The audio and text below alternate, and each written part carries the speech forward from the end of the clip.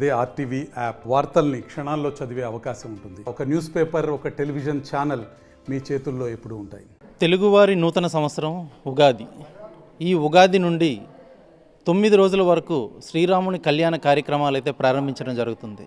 శ్రీరాముని కళ్యాణ కార్యక్రమంలోని మొట్టమొదటిగా పందిరి రాట వేసి ఒక సామాన్య మనుషులు ఏ విధంగా అయితే కళ్యాణ కార్యక్రమాలు జరిపించుకుంటారో అదేవిధంగా శ్రీరాముల వారికి కళ్యాణం చేయించేటప్పుడు కూడాను పందిరి రాట వేసి ఆ రాటతోనే కళ్యాణ కార్యక్రమాలు అయితే ప్రారంభించడం అయితే జరుగుతుంది. ఉగాది నాడు వేసినటువంటి ఈ పందిరి రాట నుండి పూర్తిగా 9 రోజుల పాటు కళ్యాణ కార్యక్రమాలు జరిపించుకుంటూ మళ్ళీ అప్పగింతల వరకు కూడాను శ్రీరామనవమి కళ్యాణ వేడుకలు అయితే జరపబడతాయి. అయితే చూసుకున్నట్లయితే కనుక అయోధ్యలోని శ్రీరాముల వారి పట్టాభిషేకానికి విచ్చేసినప్పుడు ఆ యొక్క సందర్భాన్ని శ్రీరామనవమిగా ప్రజలందరూ కూడాను పూజించుకుంటూ ఆ పూజా కార్యక్రమాలు అయితే నిర్వహించుకోవడం అయితే ఆనవాయితీగా వస్తుంది. సనాతన హిందూ ధర్మంలోని వివాహానికి ఉన్నటువంటి బంధం శ్రీరాముడు ఒక స్ఫూర్తి ప్రతి ఒక్కరికి కూడాను. అటువంటి శ్రీరామచంద్రమూర్తి శ్రీరామనవమి శ్రీరాముని వారి కళ్యాణంతో పూర్తిగా ఈ 9 రోజులు తంతు అనేది పూర్తి చేయబడుతుంది. అయితే దేశంలో ఎక్కడ చూసినా కూడాను శ్రీరామనవమి అయినప్పుడు ఈ పందిరిరాట చేసి కళ్యాణ కార్యక్రమాలు జరిపించేటప్పుడు చిన్న చిన్న విగ్రహాలను పెట్టి ఆ విగ్రహాలను కళ్యాణంలో ఉండి పండితులు వీరంతా కూడాను ఈ కళ్యాణ కార్యక్రమాలు అయితే జరుపుతారు. కానీ శ్రీకాకుళం జిల్లా శ్రీ శ్రీ శ్రీ కాలభైరవ ఆలయంలో మాత్రం ఇక్కడ పూర్తిగా దానికి డిఫరెంట్గా కూడా ఒక ఈకో ఫ్రెండ్లీ మట్టితోని శ్రీరాముల వారి విగ్రహాలను చేయడమే జరిగింది. అలాగే చూసుకున్నట్లయితే కనుక అయోధ్యలోని ప్రాణప్రతిష్ఠ చేసినటువంటి శ్రీ బాలరాముని విగ్రహాన్ని కూడాను ఇక్కడ మట్టితో ఎంతో చక్కగా తీర్చిదిద్ది ఈ శ్రీరామనవమి నాడు ప్రతి ఒక్కరికి కూడాను ఆ దర్శన భాగ్యం అయితే కల్పించడం అయితే జరుగుతుంది. ఈ విగ్రహాన్ని అయితే ఇక్కడ లోకల్లో ఉన్నటువంటి కళాకారిణి పద్మావతి అయితే దీన్ని తయారు చేయడం అయితే జరిగింది. ఈ విగ్రహం తయారు చేయాలనే ఆలోచన ఆవిడకి వచ్చిందా, లేకపోతే ఇంకెవరైనా సరే ఆ విగ్రహాన్ని చేయాలనే ఆలోచన రప్పించారా అనేది మాత్రం ఆవిడ మాటలోనే తెలుసుకుందాము. అసలు ఈ విగ్రహం ఏ విధంగా తయారు చేయబడింది, మీకు ఈ విగ్రహం తయారు చేయడానికి అసలు ఎంత సమయం పట్టింది? 10 రోజులు పట్టింది. 10 రోజులు పట్టింది. గురువుగారు చేయమని మాకు చెప్పారు. బాలరాముడు చేయాలమ్మా, ఈసారి నేను ఇక్కడికి అయోధ్య వెళ్ళి వచ్చాను, ఆ విగ్రహం పెట్టాలని నాకు సంకల్పం వచ్చింది, చెయ్యాలి అని చెప్పారు. దాంతో అది చెయ్యాలని సంకల్పించుకొని అది కూడా దీక్ష మీద చేశాను. ఎన్ని రోజులు దీక్షతో చేసావు? ఆ దీక్ష తీసుకొని చేసుకునేటప్పుడు నీకు ఏ విధంగా అనుభూతి చెందింది ఈ శ్రీరామచంద్రమూర్తి విగ్రహం చేసేటప్పుడు? నాకు చాలా ఆనందం కలిగింది. అక్కడ చేశాక మళ్ళీ నేను చేయగలుగుతానా అనేసి సంతోషం కలిగింది. చేయాలని కూడా నాకు బాగా మనసులో కూడా అనిపించి చేయగలిగాను.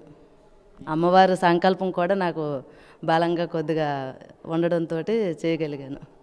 ఆ విగ్రహాన్ని చూస్తే స్వయంగా అసలు శ్రీ బాలరామచంద్రమూర్తి అయోధ్యలో ఏదైతే ఉందో అదే విగ్రహాన్ని పోలినట్టుగా అసలు అంత చక్కగా తీర్చిదిద్దడం అసలు మీకు ఎంత కష్టంగా అనిపించిందో? చాలా ఇష్టంగా చేశారు ఈ పని? ఇష్టంగా చేశాను. కష్టం అంటే కష్టం అనిపించినట్టు అనిపించినా సరే మరి అది ఒక కృషి పెట్టి చేయగలిగాను. నాకు అది చేయాలనేసి కూడా మనసులో బాగా అది నాకు రావడం కూడా నా అదృష్టమే. ఆ విగ్రహం చేయాలనేసి ఆలోచన కూడా గురువుగారు నాకు కల్పించడం, నాకు అది చేయడానికి కూడా నాకు బలం కూడా దేవుడు ఇచ్చిన వరమే. ఈ విగ్రహం క్రమంలోని మీరు ఎటువంటి నియమనిష్టలు పాటించారు ఏంటి అసలు? నియమనిష్టలు అంటే నాకు అనుకూలంగా ఎలాగుందో అలాగ ఉండిపోయాను అంతే. అంటే నీసు పదార్థాలు అయితే తినకుండా కొద్దిగా సంకల్పించుకొని అది చెయ్యాలి, నీట్గా చేయాలనేసి ఒక దీక్షతో చేశానండి. చూసుకున్నట్లయితే కనుక పద్మావతి చేతి కళ ఏదైతే ఉందో ఆ కళ మొత్తం కూడాను శ్రీరామచంద్రమూర్తి విగ్రహం తయారు చేసే క్రమంలోనైతే మాత్రం పూర్తిగా వినియోగించడం జరిగింది. ఆవిడ ఎంతో నియమనిష్టలతో ఈ విగ్రహాన్ని అయితే పూర్తి చేసి ఈరోజు కాలభైరవ ఆలయంలో ఆ విగ్రహాన్ని ప్రతిష్ఠించి నవరాత్రుల కార్యక్రమంగా పూజించుకోవడం జరుగుతుంది. అయితే అసలు ఈ నవరాత్రుల్లోని ఈ శ్రీరామనవమి కార్యక్రమంలో కళ్యాణ కార్యక్రమాలు ఏ రోజు ఏ విధంగా చేయబోతున్నారు, ఆ యొక్క సీతమ్మ తల్లిని అప్పగింతల వరకు ఎటువంటి కార్యక్రమాలు శ్రీరాముని కళ్యాణంలో చేస్తారో అసలు ఏంటి చెప్పగలరా? శ్రీమాత్రే నమః, శ్రీ మహాగణాధిపతియే నమః, శ్రీ గురుభ్యో నమః. శ్రీరామ రామ రామేతి రమే రామే మనోరమే సహస్రనామ తత్తుల్యం రామనామ వరాననే. కలియుగ దైవంలో ప్రతి ఇంట ప్రతి గ్రామంలో కూడా ప్రతి గ్రామంలో రామమందిరం లేని గ్రామం ఉండకూడదంట కలియుగంలో. కాబట్టి ప్రతి గ్రామంలో రామమందిరం అనేది ఉండాలి. రామనామ సంకీర్తన ప్రతి హృదయంలో, ప్రతి మానవుడి యొక్క హృదయంలో జరగాలని కలియుగ ధర్మంలో, కలియుగంలో చెప్పబడుచున్నది. కాబట్టి ఈ శ్రీరాముడి యొక్క కళ్యాణం అన్ని చోట్ల అంగరంగ వైభవంగా జరగాలి, జరుగుతున్నాయి కూడా. ముఖ్యంగా శ్రీ శ్రీ బాలా త్రిపుర సుందరి కాలభైరవ పీఠంలో ప్రతి ఏటా కూడా అంగరంగ వైభవంగా సనాతన ధర్మంలో ఏ విధంగా అయితే కళ్యాణం జరిపించాలో 9 రోజుల నాడు ఉగాది నాడు పందిరాట వేయడం జరుగుతుంది. అక్కడి నుంచి నవమి వరకు కూడా స్వామివారికి విశేషమైన కార్యక్రమాలు చేస్తూ నవమి నాడు కళ్యాణం భద్రాచలంలో ఏ ముహూర్తానికైతే కళ్యాణం జరుగుతుందో ముహూర్తానికి, అదే ముహూర్తానికి ఇక్కడ కళ్యాణం జరుగుతుంది. అదేవిధంగా మరుసటి రోజు దశమి నాడు పట్టాభిషేకం కూడా చేయడం జరుగుతుంది. పూర్వ సాంప్రదాయంలో ఏదైతే ఆ అప్పగింతలు మీరు ఇవన్నీ చెప్పారు కదా, సీతమ్మ తల్లికి శ్రీరాముని ఎలా అప్పచెప్తున్నా, ఇవన్నీ కూడా ఒక వ్యాఖ్యానంగా ఒక రోజంతా కూడా నవనాడు పెట్టి దాదాపుగా ఒక రోజంతా కూడా స్వామివారి యొక్క ఘట్టం, కళ్యాణ ఘట్టం జరుగుతుంది. ముఖ్యంగా ప్రతి సంవత్సరం కూడా విగ్రహాల మూర్తుల్ని 9 రోజులు పెట్టడం జరుగుతుంది. ఈ సంవత్సరము ఈ జిల్లా నుంచి అయోధ్యకి ప్రాణప్రతిష్ఠ, బాలరాముడు ప్రాణప్రతిష్ఠకి మాకు ఆహ్వానం పలకడం, మేము వెళ్ళడం జరిగింది. కాబట్టి ఆ ప్రాణప్రతిష్ఠ సమయంలో ఆ స్వామివారి దివ్యమంగళ మూర్తిని చూస్తే విశేషంగా ఆనందపడ్డాం, సంతోషపడ్డాం. మాకు తెలియకుండానే ఎంతో ఒక దాదాప్యంలోకి వెళ్ళి ఆనంద జలాలు మా నేత్రాల రావడం, ఇవన్నీ నాకు తెలియకుండానే చాలా అనుభూతులు అక్కడ జరిగాయి. అంటే ఇక్కడ రాముడు స్వయంగా ఉన్నాడు జీవకళతో, శక్తితో అనే ఒక నమ్మకం పూర్ణ స్థాయిలో నాకు కూడా ఆ రోజు అనిపించి ఎంతో ఆనందపడ్డాం. ఆ రాముడి విగ్రహాన్ని చూసి ఎన్నోసార్లు ఆ రోజు చాలాసార్లు 4 గంటల వరకు అక్కడే ఉండి ప్రతి క్షణము రాముడి దర్శనం చూడాలని తాపత్రంతో ఉన్నా. అది అక్కడి నుంచి వచ్చిన తర్వాత మళ్ళీ రాముడిని చూడాలనే తాపత్రం. అయితే ఆ బాలరాముడిని మళ్ళీ అయోధ్య వెళ్ళాలంటే కొద్ది కష్టమే. కాబట్టి మానసికంగా దర్శిస్తున్నా. కాబట్టి విగ్రహ రూపంలో సర్వులకి కూడా నాకే ఇలా అనిపిస్తే ప్రతి ఒక్క మానవుడు కూడా, ఇక్కడ ఉన్న ప్రతి ఒక్క భక్తుడు కూడా ఆ విగ్రహాన్ని చూస్తే ఎంత ఆనందపడతారో అని మన పద్మ ద్వారా ఈ విగ్రహం. పద్మకి ఏంటంటే అద్భుతమైన కళ ఉంది. అమ్మవారు ఆవిడికి మంచి శక్తి ఇచ్చింది. ఒక్కొక్కరికి మట్టిలో మాణిక్యం అన్నట్లుగా ఈ శ్రీకాకుళం జిల్లాలో ఎవరూ గుర్తించలేని ఒక మంచి కళాకారుని ఇక్కడ ఉంది. మంచి వ్యక్తిత్వంతో, విలువలతో కూడుకున్న ఆమె ఏ విగ్రహాన్ని చేయమన్నా సరే అది అలావోకగా అక్కడికి వస్తుంది. ముఖ్యంగా ఆవిడ విశేషంగా దీక్షతో చేస్తుంది ఆ 9 రోజులు కూడా. ఏ విగ్రహాన్ని చేసినా సరే, ఇప్పుడు లలితాదేవి దసరా నవరాత్రుల్లో మాకు విశేషంగా ఒక 9-10 విగ్రహాలు చేస్తుంది. విజయేంద్ర సరస్వతి స్వామి వారు వచ్చినప్పుడు విగ్రహాలు చేశారు. ఇలా ఏ కార్యక్రమం అనుకోండి, శ్యామల నవరాత్రులకు శ్యామల విగ్రహం, వారాహి నవరాత్రులు వారాహి విగ్రహం, ఇవి ఏ విగ్రహమైనా వాళ్ళు దీక్షగా చేస్తారు. మడితో ఉంటారు, తడిబట్ట కట్టుకొని నేల మీద శయనించి బ్రహ్మచర్యాన్ని పాటించి సాత్విక ఆహారాన్ని తీసుకొని, ఆవిడ చెప్పదు బయటకు ఎక్కువగానే, విశేషమైన నియమాలు పాటించి విగ్రహం చేసిన అని చెప్పి కూడా మౌనం పాటించి ఒక రాతి విగ్రహాన్ని ఒక దేవాలయంలో ప్రతిష్ఠ చేసినప్పుడు ఏ రకంగా అయితే ఒక నియమాలు పాటిస్తాడో ఒక శిల్పి, అంతే విశేషంగా, అంతే శక్తితో, అంతే సాంప్రదాయంతో అన్ని నియమనిష్టలను పాటించి విగ్రహం చేస్తుంది.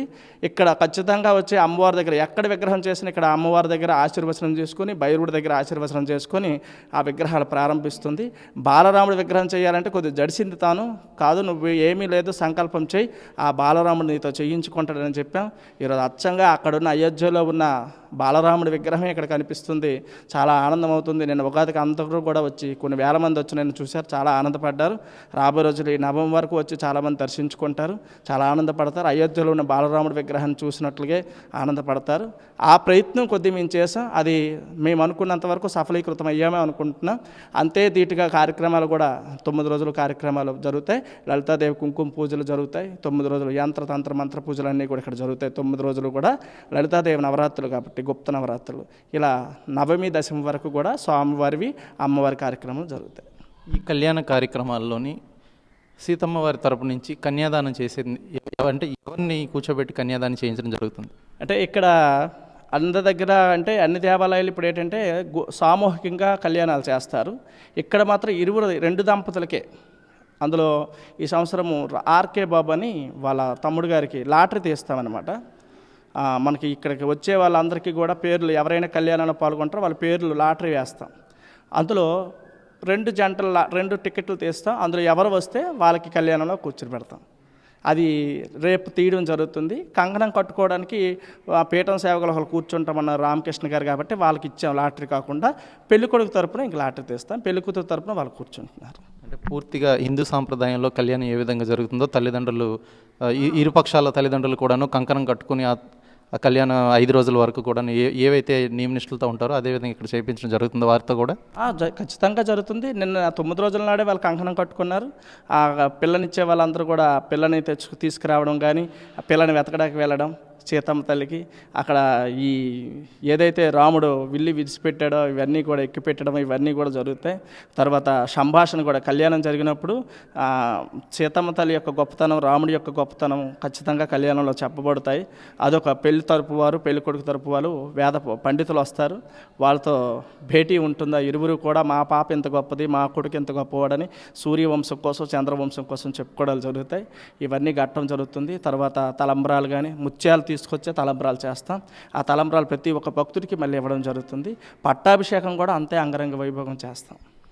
చూసుకున్నట్లయితే కనుక శ్రీరామ నవమి సందర్భంగా కాలభైరవ ఆలయంలో మాత్రం పూర్తిగా ఈ 9 రోజులు కూడాను కళ్యాణ కార్యక్రమాలు అయితే భద్రాచలంలో ఏ విధంగా అయితే జరిపించబడతాయో అదేవిధంగా ఇక్కడ జరిపించబడుతుంది. అయితే ఈ సంవత్సరం మాత్రం కొత్తగా అయోధ్య బాలరాముని విగ్రహం ఏదైతే ప్రతిష్ఠించడం జరిగిందో దాన్ని అచ్చుపోలినటువంటి అదే సేమ్ విగ్రహం లాంటి శ్రీ బాలరామచంద్రమూర్తి విగ్రహం కూడా ఇక్కడ ప్రతిష్ఠించి ఇక్కడ పూజలు అయితే నిర్వహించడం జరుగుతుంది. అలాగే చూసుకున్నట్లయితే కనుక ఎక్కడ కూడాను చిన్న ప్రతిమలతోనే పూజలు జరిపిస్తారు, కానీ ఇక్కడ వినాయక చవితికి ఎలా అయితే విగ్రహాలని కూర్చోబెట్టి చేపిస్తారో అదేవిధంగా ఇక్కడ శ్రీరామచంద్రమూర్తిని సీతమ్మ తల్లిని లక్ష్మణ వారిని అలాగే ఆంజనేయ స్వామిని వీరందరినీ కూడాను ఒకే వేదిక వద్దకు తీసుకొచ్చి అక్కడే ఉంచి ఇక్కడ కళ్యాణం అయితే జరిపించడం జరుగుతుంది. అయితే ఇందులోని మాత్రం పద్మావతి చేసినటువంటి ఆ కళాకృతి ఏదైతే ఉందో అది ప్రతి ఒక్కరిని కూడాను ఆకర్షిస్తుందని అయితే ఇక్కడ పండిత వర్యులు అయితే చెప్పడం జరుగుతుంది. వీడియో జర్నలిస్ట్ రామకృష్ణతో సురేష్, RTV శ్రీకాకుళం. మరిన్ని వీడియోస్ కోసం ఛానల్ ని సబ్స్క్రైబ్ చేయండి, లేటెస్ట్ అప్డేట్స్ కోసం వాట్సాప్ ఛానల్ ని ఫాలో చేయండి అండ్ లింక్ డిస్క్రిప్షన్ లో ఉంది.